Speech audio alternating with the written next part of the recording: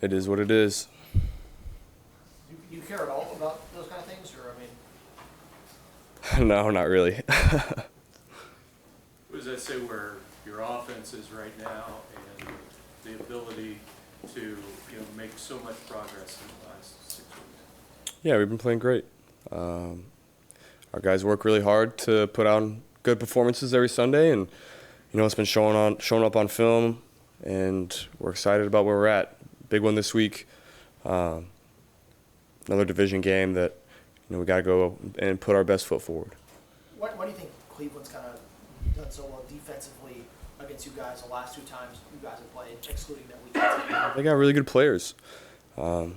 We haven't executed up to our ability, so we're going to have to execute the game plan to the best of our ability and move the ball, put points on the board, and keep their offense off the field. Is there anything that they do uniquely that maybe other teams don't? I mean, that maybe why you all struggle the way that you all have? Well, they have Myles Garrett. That's different from everybody else.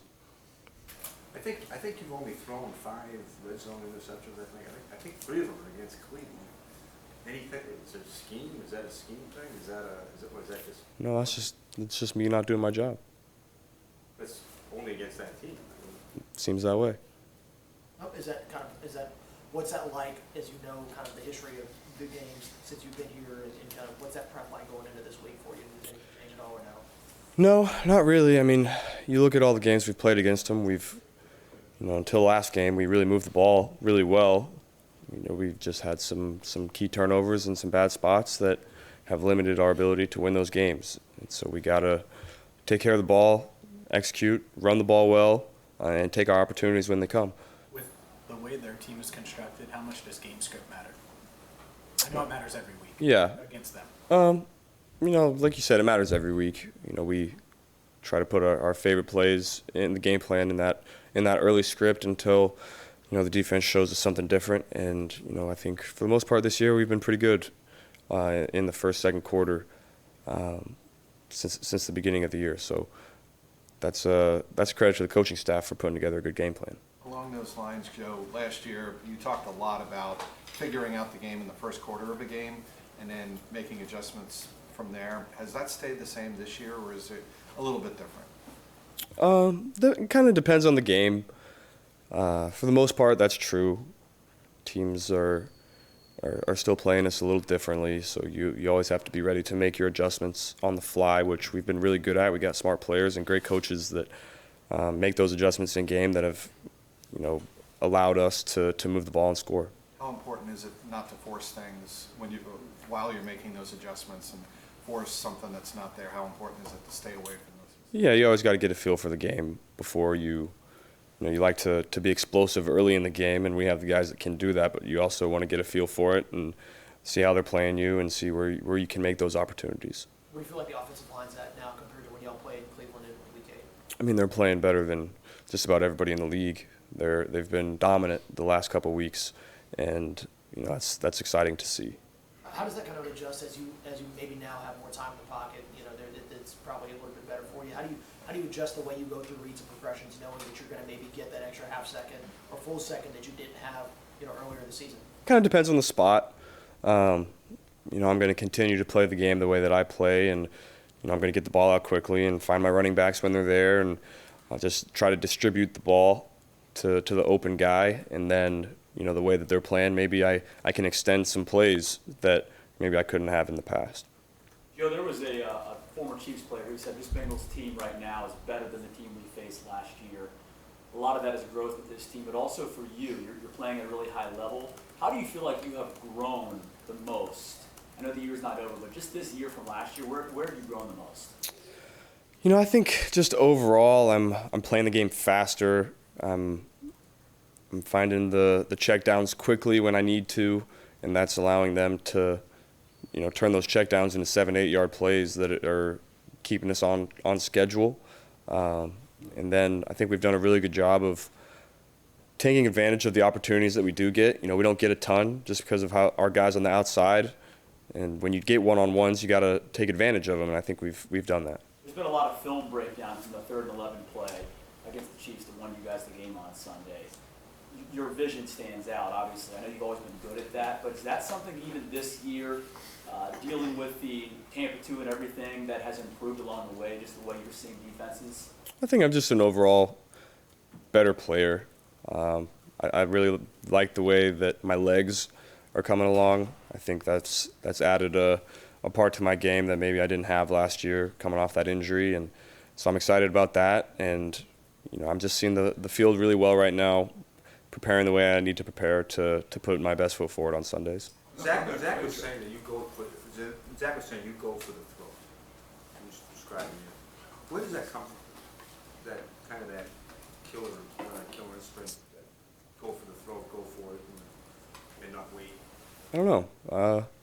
I think a big part of it is preparing throughout the week, and another big part is having the utmost faith in my guys and my teammates to make plays in those spots. As a quarterback, you have to have trust in your guys to make big plays down the stretch, and we have the guys that are able to make those plays to win us games. That play, it looked like the route was kind of I don't know, like a slant cross. I mean, you like first window, waited, guys bearing down on you on a TE twist, and then you make a perfect throw.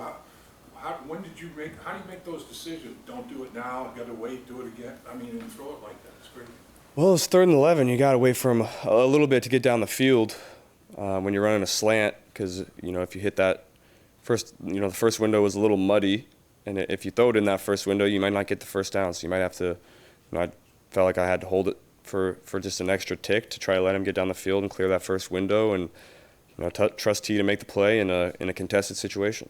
For Sunday's game in particular, do you feel like it's especially important for you guys to get out to a lead, given how, I know recently you guys were able to win even when you're not leading at the beginning of the game, but just based off how this game went last time when you guys were down a little bit and weren't really ever able to come back in? Yeah, you against this team, you can't get behind early because they run the ball so well. They have such good pass rushers. That's really where they want to be. So you have to score points early. You have to move the ball and keep their offense on the sideline early because they run the ball so well. Is there anything that maybe mentally a win against Cleveland gives you all that maybe other teams don't, given how the series has gone recently for you all? Well, it's a big division game. Division games are always like that. So they're always a little more intense. You always focus on them a little bit more just because of the history and how many times you play these guys every year. How much personally do you want to win over Cleveland, because that's the one team you haven't beaten? Yeah, I mean we need one, and not just because it's Cleveland, but because it's the next game, and you try to go 1-0 each week. What has it meant to you to have Samaje back there? Now maybe Joe comes back this week. You have both of them back there. What has Samaje meant to the offense and to you? He's been unbelievable for us. Turning, if there's nothing there in the run, he still gets us 3, and that doesn't sound like a lot, but that means everything. Is when you're staying ahead of the chains, and he's great with the check downs, getting you 6 or 7 or 8, getting first downs after contact. He's just been so good for us, and I'm so happy that he's made the most of this opportunity. How valuable is it going to be to have Mixon and Piron and have that two-headed monster with the way Piron's playing right now? Yeah, it's always great to have a guy like Joe back. He's going to run really hard and make the most out of his opportunities. Yeah, we probably talked about this before, but I'm forgetting.